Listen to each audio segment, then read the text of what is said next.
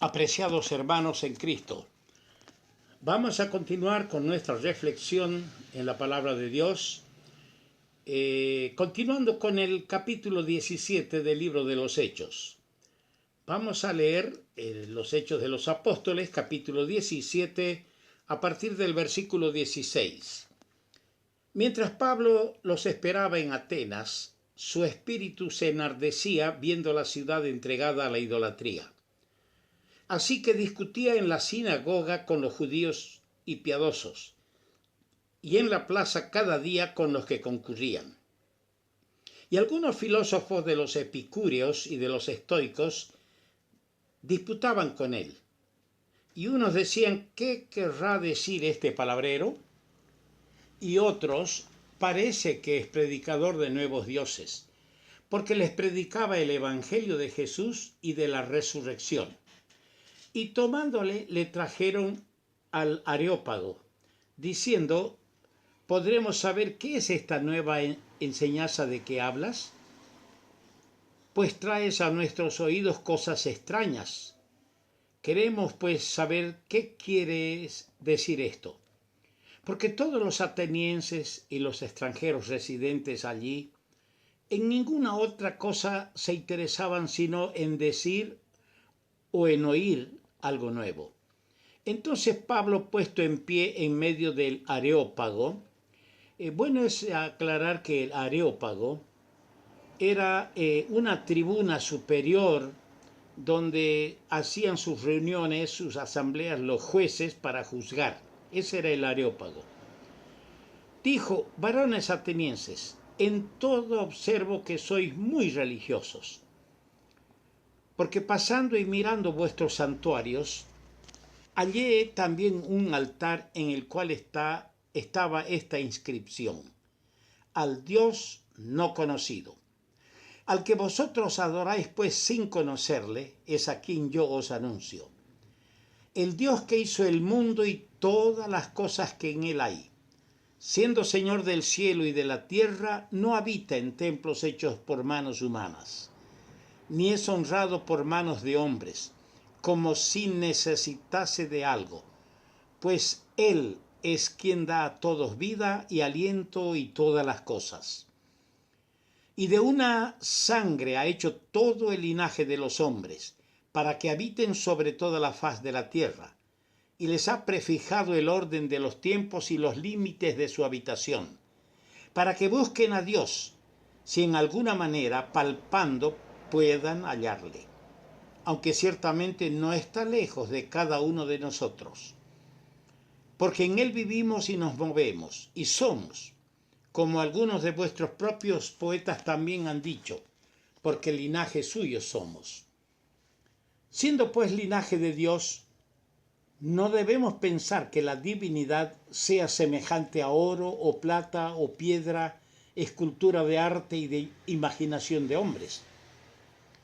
Pero Dios, habiendo pasado por alto los tiempos de esta ignorancia, ahora manda a todos los hombres en todo lugar que se arrepientan, por cuanto ha establecido un día en el cual juzgará al mundo con justicia, por aquel varón a quien designó, dando fe a todos con haberle levantado de los muertos.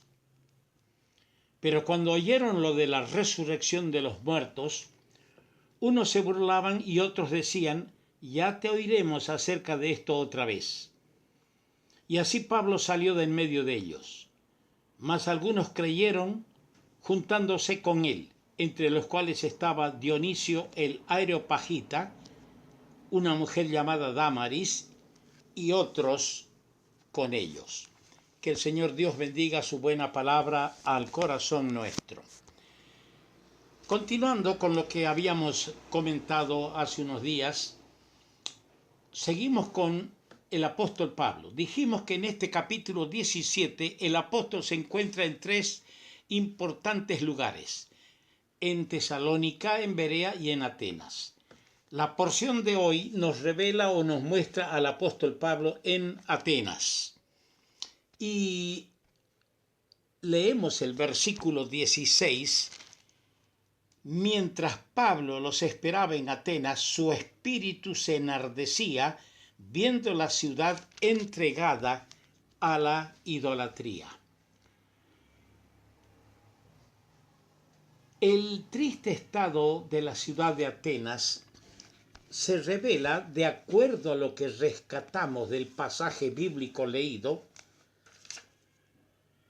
se revela los siguientes puntos. Primero, la existencia de idolatría en abundancia, de acuerdo al verso 16. De acuerdo al verso 21,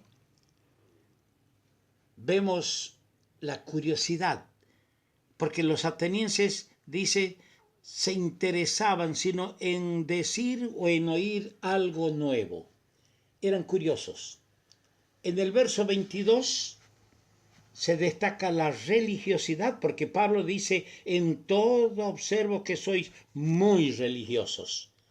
Y en el verso 23 se muestra que la ciudad de Atenas, aparte de su idolatría, de ser curiosos, de su religiosidad, estaban sumidos en la ignorancia. Porque el apóstol dice, pasando por vuestros santuarios y mirando, hallé un lugar al Dios no conocido. Mire la ignorancia a los extremos que lleva a este grado de ignorancia. Entre los que disputaban con él estaban las dos ramas principales del pensamiento griego que estaba en vigencia aquel entonces, los epicúreos y los estoicos. Los primeros, los epicúreos, no creían en la inmortalidad del alma. Por otro lado, estos epicúreos, esta doctrina filosófica, ponían toda su felicidad y deseo en el deleite, en el placer. Los segundos, los estoicos, enseñaban que no se podía llegar a la felicidad sino por la sabiduría y por la virtud. Solo se podía ser feliz siendo sabio y siendo virtuoso. Unos y otros eran fatalistas y por consiguiente eran ignorantes de Dios. En el versículo 23 Pablo destaca esta frase: hallé también un altar al Dios no conocido. Según Pausanias, una de las autoridades antiguas más grandes sobre las ciudades y geografías de Grecia, dice que en efecto existía este altar en Atenas al Dios no conocido. Y ese mismo historiador y entendido en las ciudades de Grecia de la antigüedad, dice que había más ídolos en Atenas que en toda Grecia. Y un autor latino en forma sarcástica dice que era más fácil hallar un ídolo en Atenas que a un hombre, que a una persona. Resumiendo el discurso, el sermón de Pablo, vemos que él comienza con palabras que señalan una verdad aplastante a las diversas teorías filosóficas que estaban vigentes en aquel entonces. Por ejemplo, él con su mensaje maravilloso, magistral en el Areópago, él aplastó la teoría de los agnósticos. El agnosticismo es una teoría filosófica que niega a la inteligencia humana con la capacidad para conocer la existencia de lo absoluto de Dios y de sus atributos. O sea que según la filosofía de los agnósticos, no se puede conocer a Dios ni sus atributos con nuestra capacidad humana. Ahora, sabemos bien que el Espíritu Santo es el que nos trae al conocimiento de Dios. Y sí, podemos conocer la grandeza de ese divino, de ese supremo y glorioso ser que es nuestro Dios.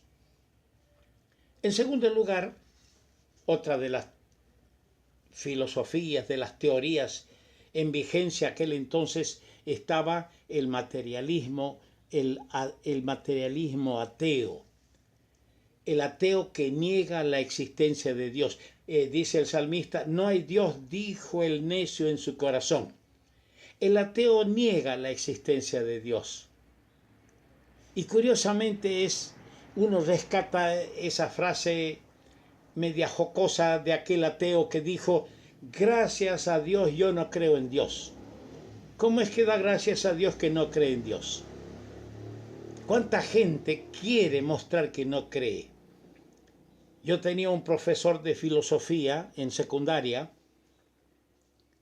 que no creía en los demonios, no creía en Dios, no creía en los espíritus, pero había ciertas calles que él no andaría después de la medianoche. Tenía miedo. Y alguna vez le dije, profe, ¿por qué tiene miedo si no existen espíritus, no existe diablo, no existe Dios? Y dice, no, es que uno llega a un momento en que tiene miedo. Algunos luchan para mostrar ante la opinión general que no creen en Dios, pero en el fondo ellos saben, tienen conciencia que les está dando y diciendo a gritos que sí, Dios existe. Pablo aplastó la teoría de los ateos aquel día. Pero por otro lado, Pablo aplastó al panteísmo. El panteísmo es esa doctrina filosófica que sostiene, que enseña, que proclama que la totalidad del universo es Dios. Es decir, todo lo que hay es Dios. Por eso es que algunos adoran un ídolo de yeso, adoran un ídolo de metal, de oro, de plata, de cobre, de bronce, de madera. Creen que es Dios y lo adoran. Otros adoran a la vaca. No sé si usted sabe, en la India la vaca es un animal sagrado. Otros, como en Bolivia, en el Alto Perú, adoran a la Pachamama, a la tierra, como si fuera una diosa. Adoran la tierra, adoran un árbol, adoran una vaca. Ese es el panteísmo, sosteniendo que todo lo que hay o que le hace un favor, como el río que le da agua, como la tierra que le da frutos, es un Dios. Y Pablo aplastó esa teoría al decir que hay un Dios que no es honrado por manos de hombre. Es el Dios que hizo el mundo y todas las cosas que en él hay. Por otro lado, aplastó la filosofía o la teoría del politeísmo. El politeísmo tiene la doctrina o teoría que acepta la existencia de muchos dioses. No creen en un solo Dios, en un único Dios, creen en muchos dioses. Cuando Pablo escribe su carta a los Gálatas en el capítulo 4, versículo 8, dice, en otro tiempo, no conociendo a Dios, servíais a los que por naturaleza no son dioses.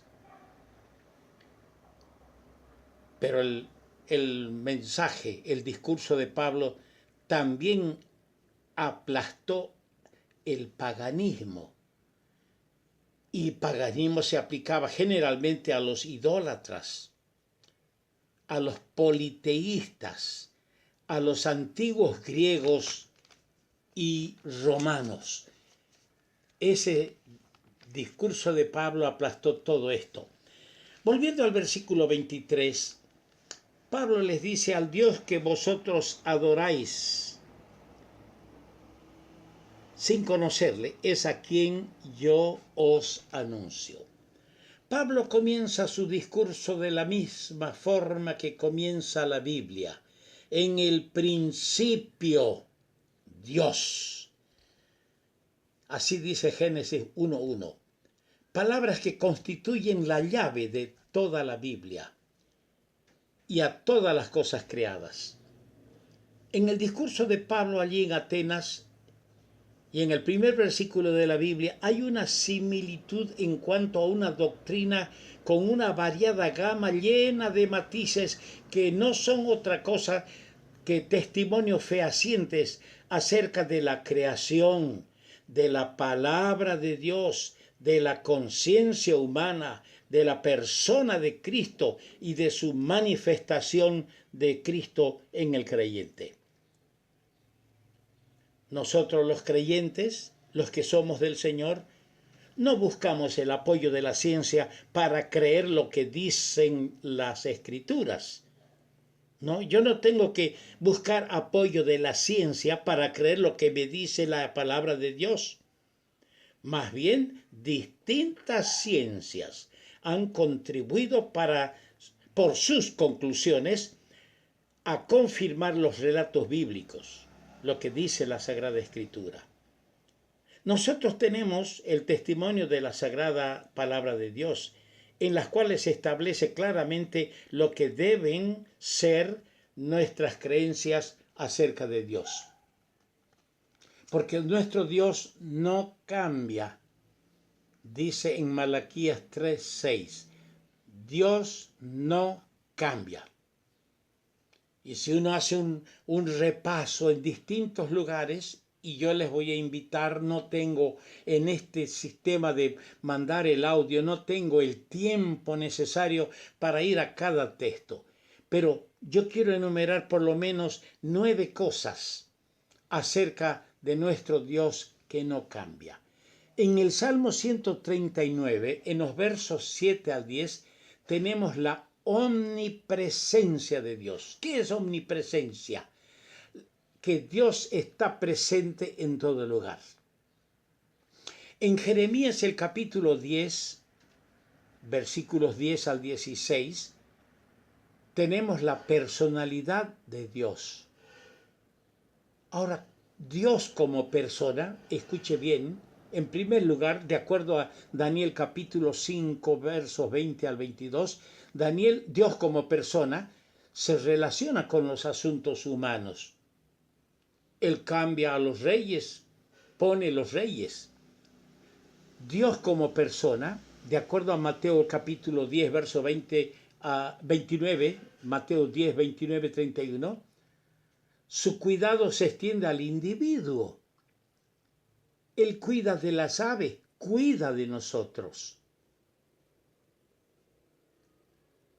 De acuerdo a Job, el capítulo 42, verso 2, tenemos allí la omnipotencia de Dios. Dijo Job, yo conozco que todo lo puedes. Dios es omnipotente. ¡Qué alivio! ¡Qué refuerzo para mi fe, querido hermano! Para nuestra fe. Descubrir en la sagrada palabra de Dios que nuestro Dios está presente en todo lugar. Así me encuentre en la cima del placer o del gozo o en una encrucijada. Así esté yo en el campo, en el mar, en la tierra, en medio de la tormenta o rodeado de la pandemia. Dios está presente.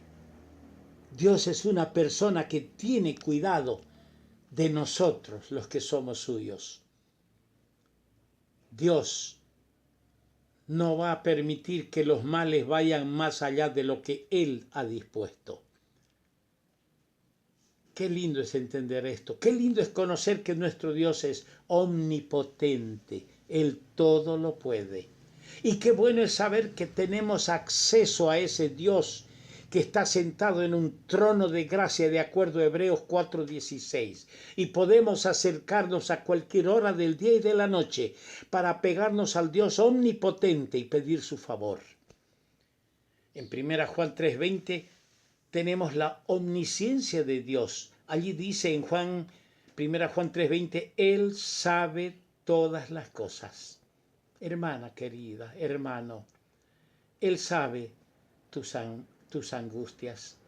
Él sabe el trance por el cual estás transitando y pasando. Él conoce tus problemas, Él conoce en la encrucijada que tal vez tú te has metido por tu fragilidad o debilidad. Clama al Señor, Él está cerca de ti. Él es omnisciente, Él sabe todo. En Isaías 6:3 tenemos la santidad de Dios. Allí los serafines proclamaban Santo, Santo, Santo. No es que Dios sea 3 veces santo, sino que Dios es infinitamente santo. Y Él ha dicho en su palabra, sed santos como yo soy santo. Qué lindo mensaje el de Pablo en Atenas. En sexto lugar, leemos en Juan 3:16, porque de tal manera amó Dios al mundo que ha dado a su Hijo unigénito. Aquí tenemos el amor de Dios. ¿Cuántos pecadores no lo han entendido todavía? ¿Cuántos de nuestros parientes, de nuestros seres queridos, permanecen duros, parecen inmunes a la voz de Dios? Qué lindo sería que se den cuenta que nuestro Dios tiene amor hacia el pecador para salvarle.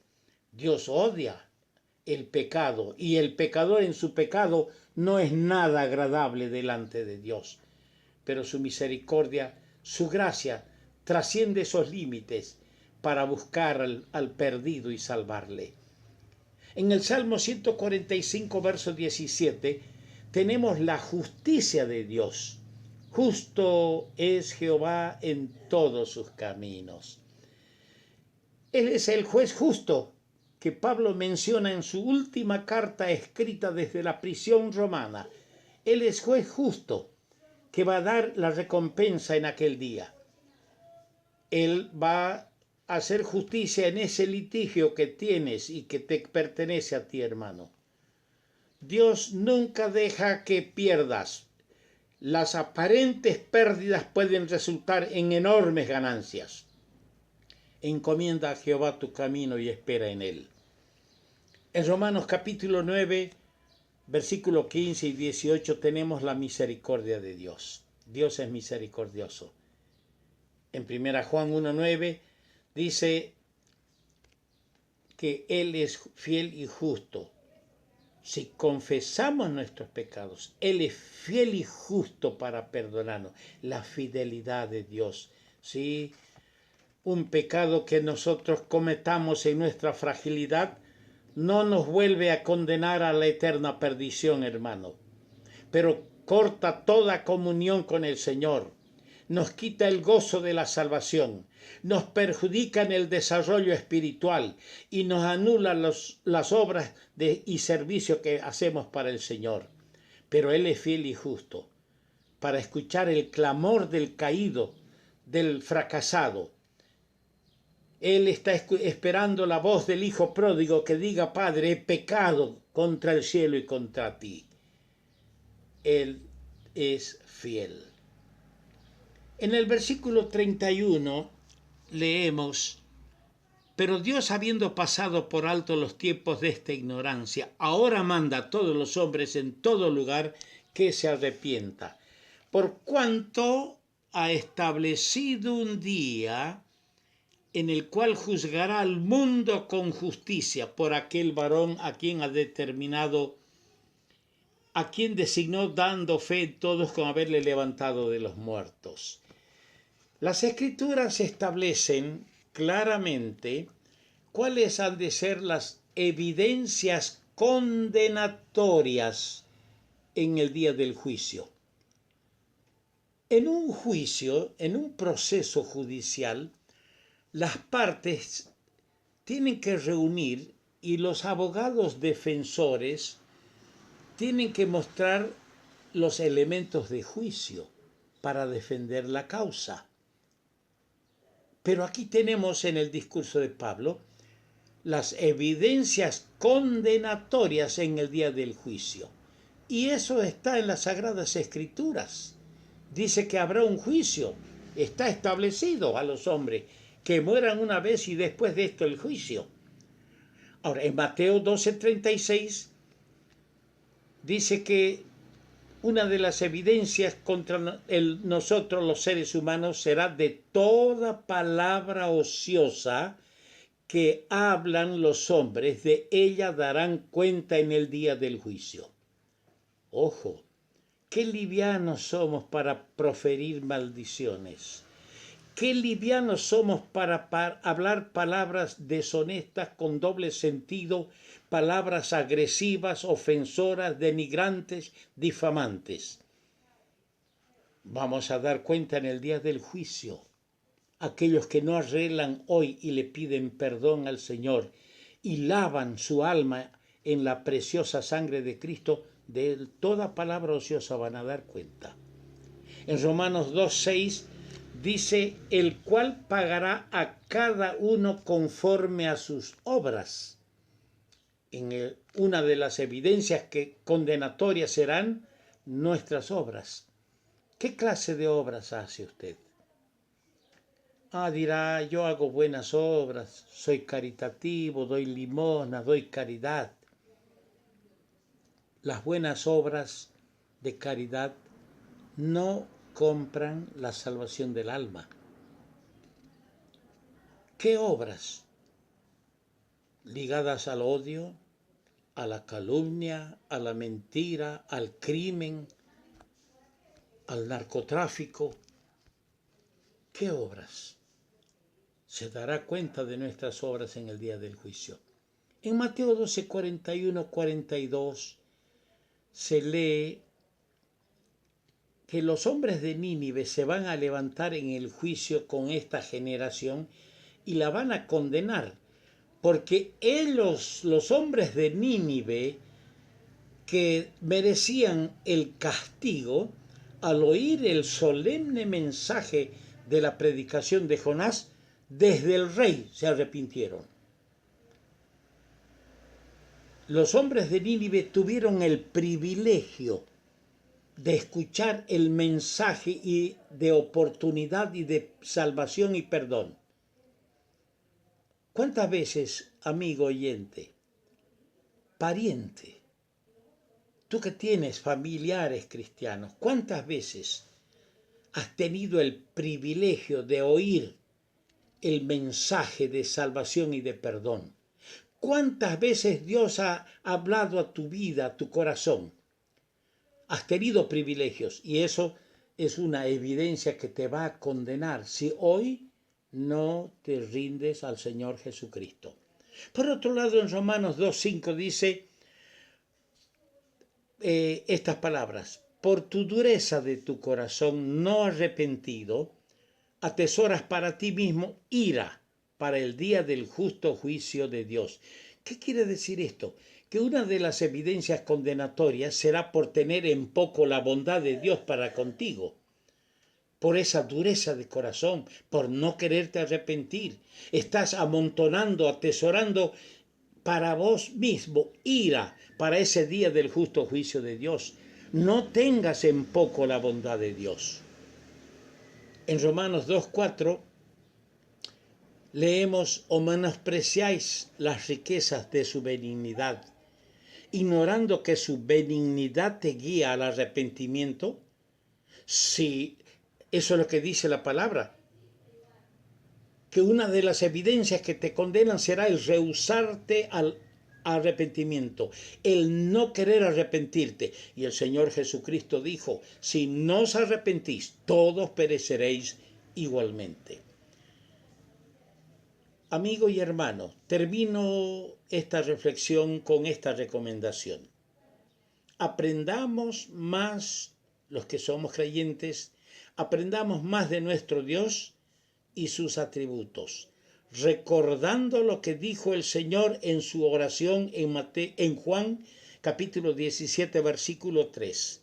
Y esta es la vida eterna, que te conozcan a ti, el único Dios verdadero, y a Jesucristo a quien has enviado. Que Dios nos dé la gracia para entender, la sabiduría para poderle obedecer, y nuestras almas y nuestras vidas serán bendecidas.